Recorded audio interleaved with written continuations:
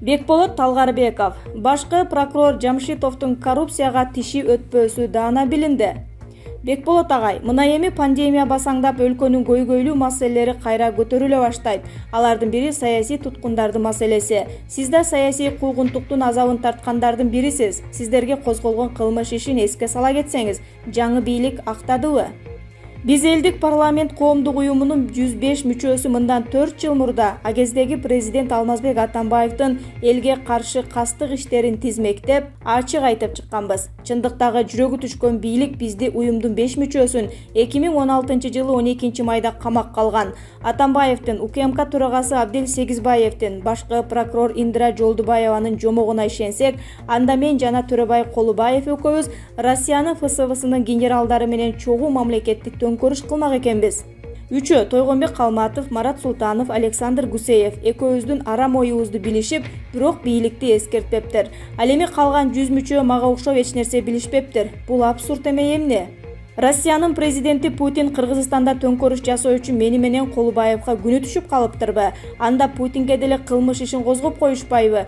Ал аз келгенсип ешөөбүзгө башка да айыптарды илишкен. Ошентип мени жана Колубаевди 14 жылдан, Султановду 10, Кулматовду 5, Гусеевди 6 жылга соттошкон. Жаңы бийлик тушунда жогорку сот Колубаев экөөбүздөн төңкөрүш жасоо айыбын жокко чыгарды. Калматов толук акталды. Биз албетте буга ыраазыбыз, бирок жогорку сот үчөөбүзгө кошумча иленген айыпты 5 жылдык абак мөөнөтүн күчүндө калтырды.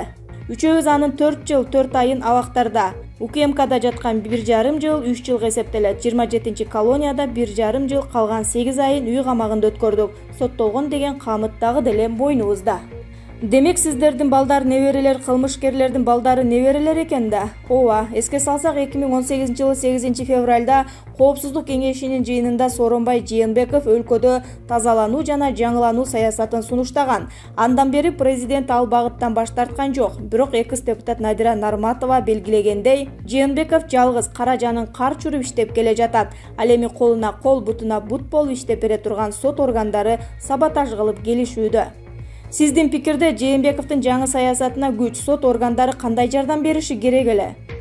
Эгер ал органдардын жетекчилери мыйзамды жогору коюп сыйласа, анда эң ириде Атамбаев президент убагында жүргүзгөн саясий репрессияны коомчулукка кеңири ачыкташы зарыл болчу.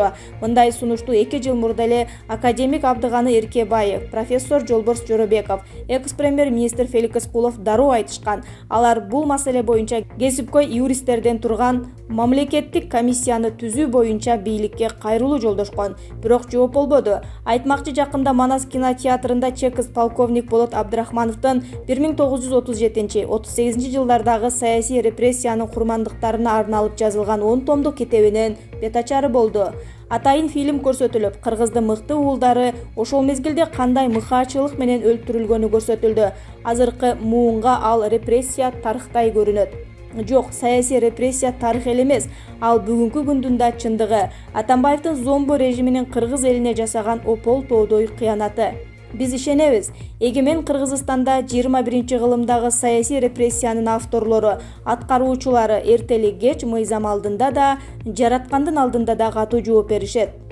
Четинен жооп да берип жатышат. Атамбаев менен Фарид Ниязов камакта, таба эмес тоо. Сырттагы бирөөсү оор инсультка тушугуптур, бирөөсү машинасы менен аласалап тиги дүйнөдөн кайра кайтыптыр. Ал эми саясий туткундарга кара өзгөйлүк жасап, аларды азапка, үй бүлөлөрүн тозокко салышкан Абдел Сегизбаев, Индира Жолдубаева, Айнаш Токпаева, Мирлан Термечиков, Адис Момуналиев, Элмира Жумашева, Замир Калиев, Талант Аккозиев, Аида Манжиева, Чойбек Сыдыков, Тамара Тилекеева, Тынчтык Субанкулов сыяктуу коопсуздук сот, прокуратура органдарынын кызматкерлери биз жазадан сыртта калдык деп учурда кудуңдашканы менен акыйкат учур келгенде сөзсүз оор жазаларын алышат. Эми болсо Атамбаевдин саясий репрессиясын жаап жашырышып, ал эми Сооронбай Жээнбековдун тазалануу саясатына бут тосуп келе жатышкан башкы прокурор Өткүрбек Жамшитов, УКМК төрагасы Орозбек Опунбаев, жогорку сот Гүлбара Калиева, экинчи Болот Абдрахмановдун терең изилдөөсүнүн каармандарына айланышып, кийин катуу жооп берип калышаары толук ыктымал. Эмне себептен күч сот органдары саясий репрессияны ачыктагысы жана саясий туткундарды актагылары келишпейт? Менимче биринчи себеби ал органдарда дагы деле Атамбаевдин кадрларынын таасири күчтүү. Экинчи себеби саясий туткундарды күздөгү парламенттик шайлоого катыштырбоо. Ошондуктан мен күч сот органдарынын жетекчилерине кайрылам. Урматтуу Өткүрбек Асылбекович, Орозбек Найманович, Гүлбара Үйтүровна, эгерде мен кандайдыр бир себеп менен азыркы бийликке коркунуч жарата турган болсом, анда макул, мени азыр актабай эле коюңуздар. Бирок эсиңерде болсун, мен баары бир акталам. Бирок башка саясий туткундарды чукул арада 3 ай мөөнөттө иштерин акыйкат карап чыгып толук актап бериңиздер. Кыргыздын мекенчил инсандары элдин үй бүлөсүнүн, туугандарын алдында жүздөрү жарык болуп, ал эми каалагандары күздөгү шайлоого катышсын. Саясий туткундарды атай кетейин. Алар Садыр Жапаров, Мелис Мырзахматов, Дастан Сарыгулов, Эрнест Карыбеков, Бектур Асанов, Кубанычбек Кадыров, Нурлан Мотуев, Торобай Колубаев, Марат Султанов, Александр Гусеев, Өмүрбек Текебаев, Аида Салянова, Дүйшөнкул Чотонов жана башка. Сиздерге урматтуу 3 үлкөн жетекчилер, расмий эскертем. Эгерде 3 айда аталган саясий туткундар боюнча мыйзамдуу чечим чыгарбасаңар, анда тарых алдында, келечек муун алдында жоопкерсиздер. Кийин убагы келгенде ак үйдөн кысым болгон деген сыяктуу актануу шылтоолор суу кечпейт. Атамбаев режиминин саясий репрессиясынын авторлору, аткаруучулары менен ортоктош саналаштары катары жеке керт башыңар менен жооп бересиздер. Азырынча сиздерге үмүт артып туралы. Аталган 3 жетекчиге сиздин жеке дооматыңыз да бар экен. Ооба, үчөөнүн тажрыйбалуу кесипкөй адистер экенинен шек санабайм.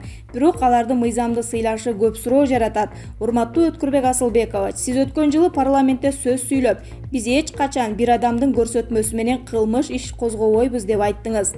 Чындап эле ушул сөзгө өзүңүз ишенесизби? Анда 2016-жылы 12 майда элдик парламент уюмунун мүчөлөрүнө төңкөрүш жасашмак деп козголгон кылмыш ишин окуп көрүңүз.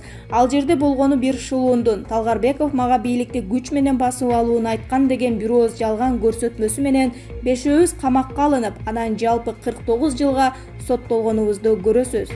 Буга кандай жооп бересиз? Дагы жогорку сот өткөн жылы үчөөбүзгө 5 жылдан абак мөөнөтүн мойнубузга калтырды.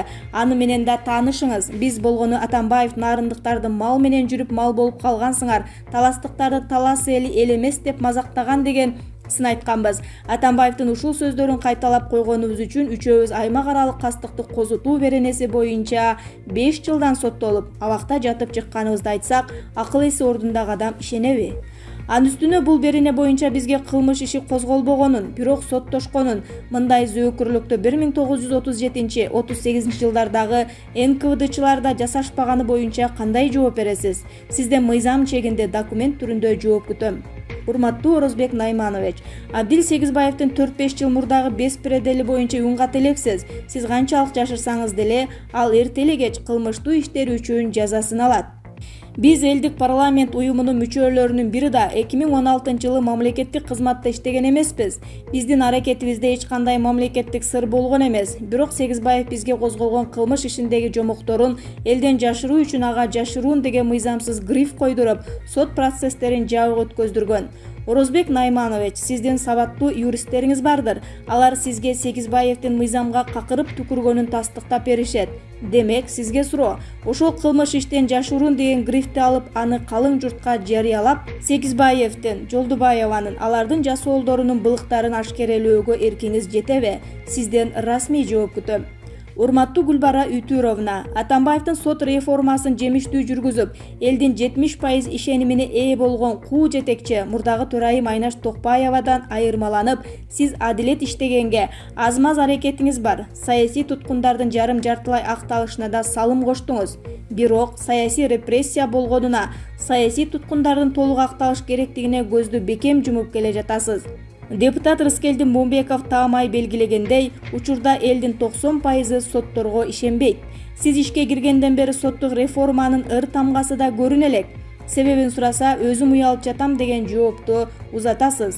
Президент сизге 2 рет чоң жыйындарда эскертүү жасады. Качан ишке өтөсүз? Сизге жеке дооматым да бар. Атамбаевдин соттору менен 2 берене менен соттошкон, экөөндө тең мүлкүн конфискациялоо деген жобо жок. Бирок 1-май райондук сотунун судьясы Мирлан Термечиков менин сейфимдеги $1700 конфискация кылды. Акча бир тууган эжемдики болчу. Башка квартирага көчүп жатып, мага сактатып койгон. Аны 4 жылдан бери кайтар элекмен. Сиз элден уялсаңыз, мен эжемден уялып жүрөм. Ал акчаны качан кайтарып бересиз? Же сотко кайрылыш керек дейсизби? Соңку 5-6 жылда бул сөз Кыргызстанда адамдарды кемсинтүүнүн, маскаралоонун ыплас куралы болуп калганын билесизби? Качанкыга чейин сотторуңуздун кара өзгөйлүгүнө чыдап, Сооронбай Жээнбековдун саясатына саботаж жасап жүрө бересиз? Жооп күтөм. Абактан чыкканыңызга 1 жылдан ашыптыр. Жашооңуз кандай өтүп жатат? Коомчулукка 1000 мертебе рахмат. Биз абакта жатканда бийликтин кара пиарына ишенбей катуу колдошту. Эске салсак, Фариттин зор пропаганда машинасы мага Бишкектин айланасында оңдогон гектар жери бар Япон өкмөтүнүн кредитин жеп алган. Австралиядан кымбат баадагы кочкорлордун алынышына тиешеси бар. Аялынын 5 квартирасы бар деген тирукмуш жалаларды Карыпбековдун кара жашигинен бакма гезит сайттарынан 2-3 ай тынымсыз айтып турушту.